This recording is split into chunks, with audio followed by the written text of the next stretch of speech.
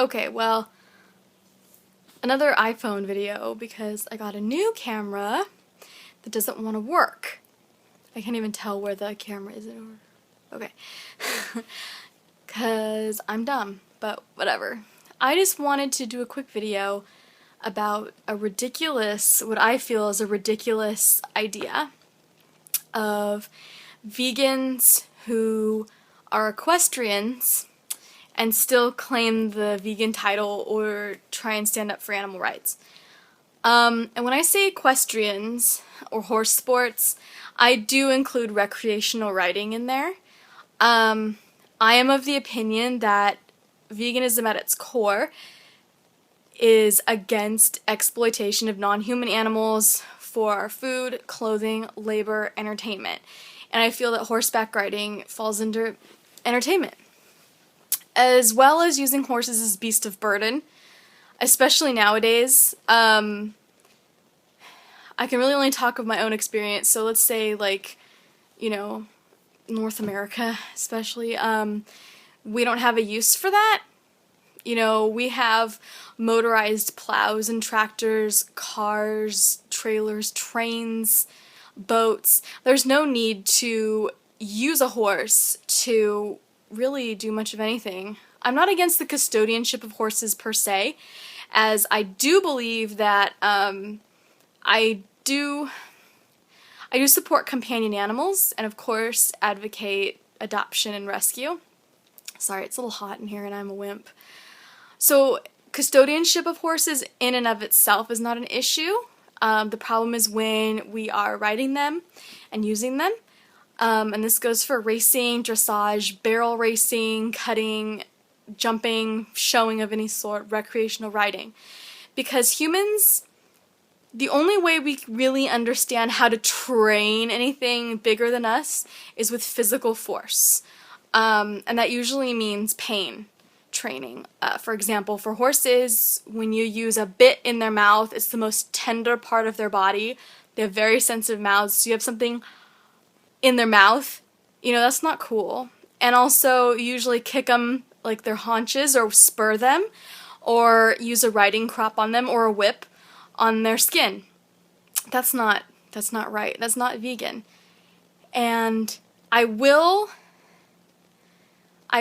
say that if you are, caretaker of a horse, I do agree with halter training, a nylon halter on the face, just for evacuation and safety purposes, though. That's pretty much it. People seem to think that horses are these magical animals that are built to carry us, and they're really not. If you look at this muscular skeletal, makeup of a horse, they're not these magical animals that have like 70 extra layers of fat over their spine.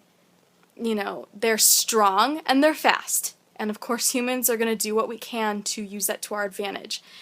But, sure, maybe proportionally your weight is not much compared to that of the horse. However, they're not made for us to sit on them. Some breeds have been developed and selectively bred, to do heavy, like your draft horses, to do the heavy work. And your quarter horses and your thoroughbreds for racing and barrel racing.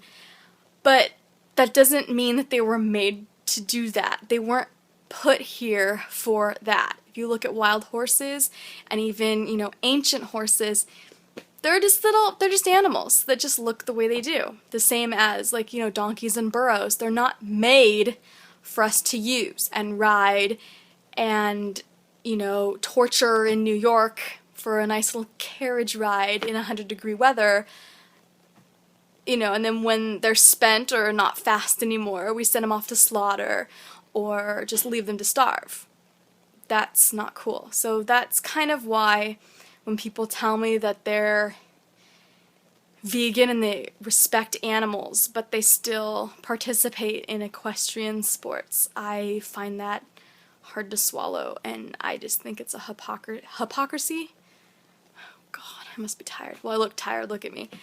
Hypocrisy.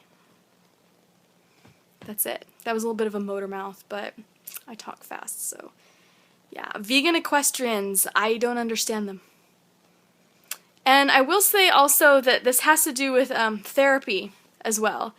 And now I'm gonna get people that are like, oh, you're against therapy for people and kids, and I'm not.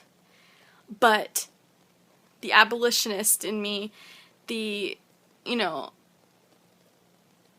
the use of a horse for that, or a dog, or anything for that matter, is just not in line with veganism.